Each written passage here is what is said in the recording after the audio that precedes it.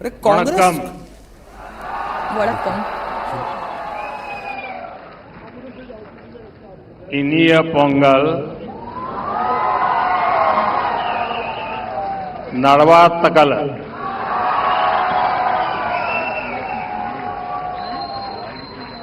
आज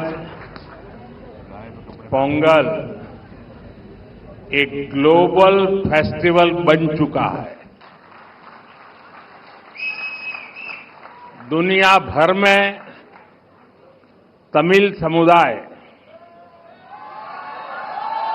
और तमिल संस्कृति से प्रेम करने वाले लोग इसे उत्साह के साथ मनाते हैं। उसमें मैं भी एक हूं।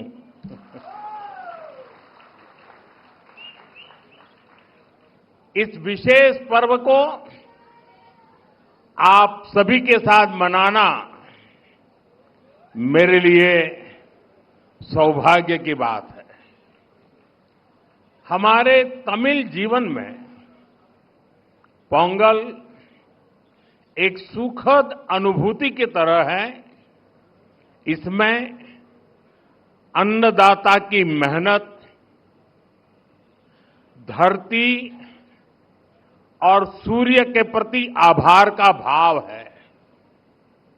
साथ ही ये पर्व हमें प्रकृति, परिवार और समाज में संतुलन बनाने का रास्ता दिखाता है। इस समय देश के अलग अलग हिस्सों में लोहड़ी, मकर संक्रांति, माघ बिहू और अन्य त्योहारों की भी उमंग है।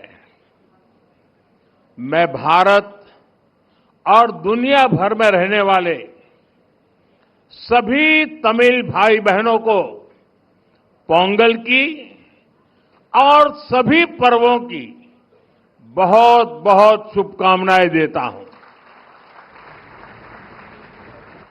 साथियों, वैसे मेरे लिए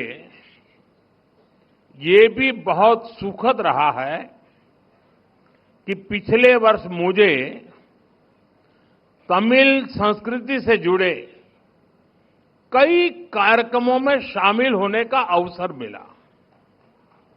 मैंने तमिलनाडु में 1000 साल पुराने गंगईकोंडा चोलापुरम मंदिर में पूजा की।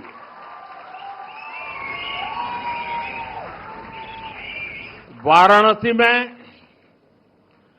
काशी तमिल संगमम के दौरान सांस्कृतिक एकता की ऊर्जा को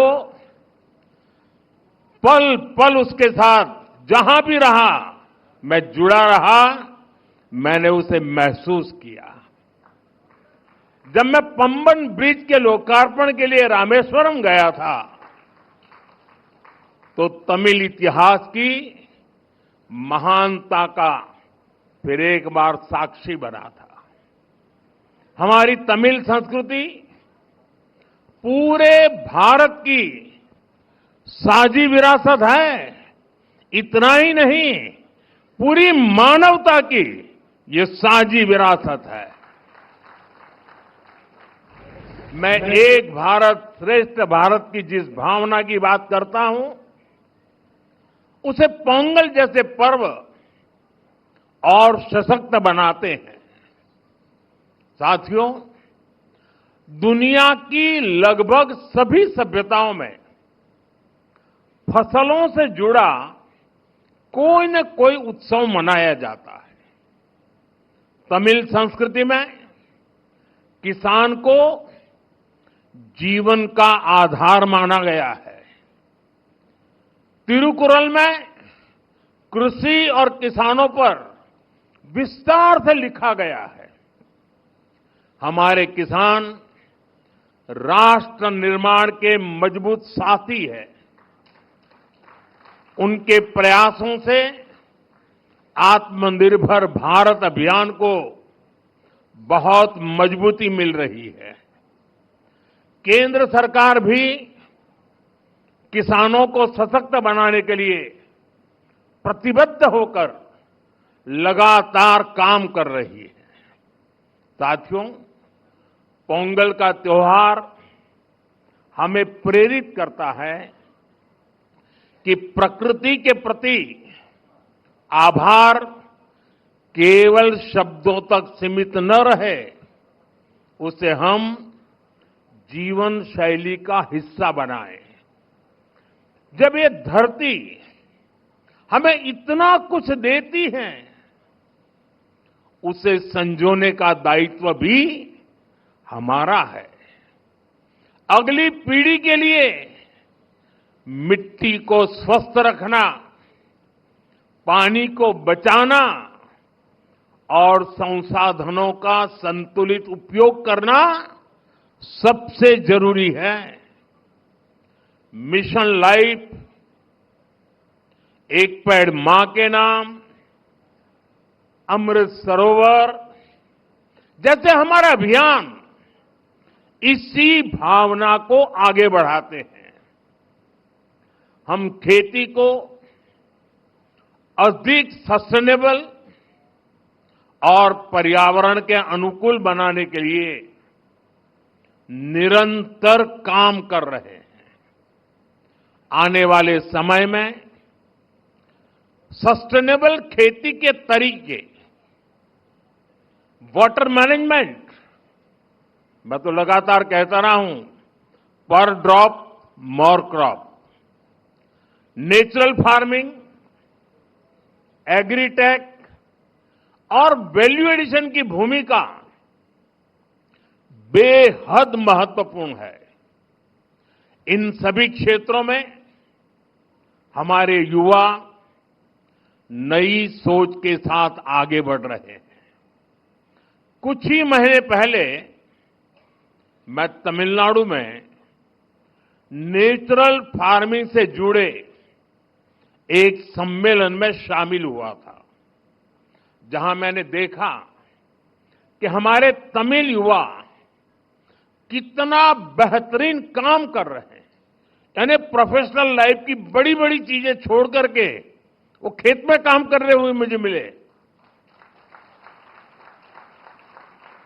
मैं खेती से जुड़े अपने युवा तमिल मित्रों से आग्रह करता हूं कि वे सस्टेनेबल खेती में क्रांति लाने के इस अभियान का और विस्तार करें।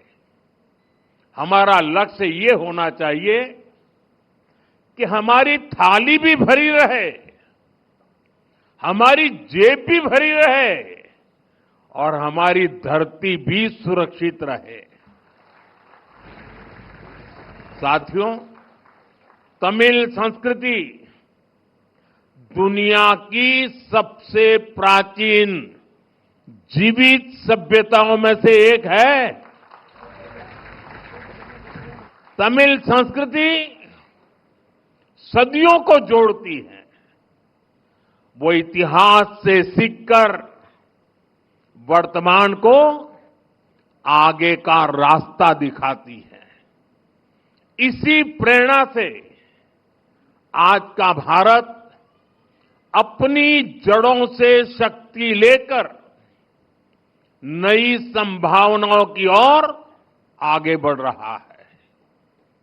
आज पोंगल के इस पावन अवसर पर हम उस विश्वास को महसूस कर रहे हैं जो भारत को आगे बढ़ा रहा है।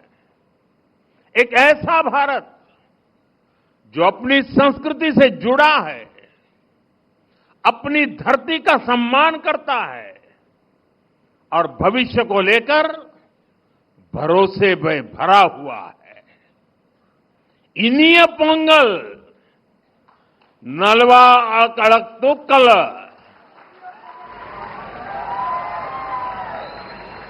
वाळगा तमिल, वळगा भारतम। एक बार फिर आप सभी को पोंगल की बहुत बहुत बधाई, बहुत बहुत धन्यवाद। वणक्कम।